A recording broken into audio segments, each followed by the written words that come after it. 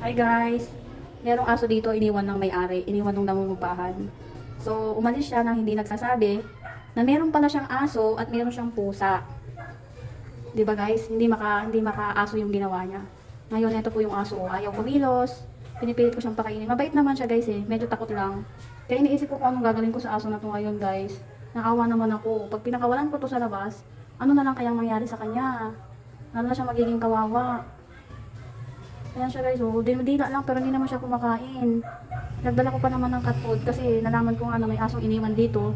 Inabandon na nung may-ari. Meron din pusa, dalawang pusa rin po yung iniwan. Grabe, kawawa naman tong aso.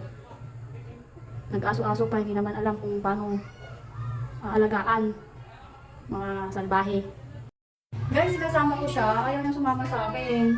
Paano ko bang gagawin ko dito sa aso? Kawawa naman. Ang payat-payat na po niya, oh. Hindi ko alam, ayaw niya sumama, kinakarga ko siya pero ayaw niya. Natakot naman ako, baka kagatin ako guys. Paano ko kayang magandang gawin sa aso na to? Hindi na babalik yung amo mo, iniwan ka na niya.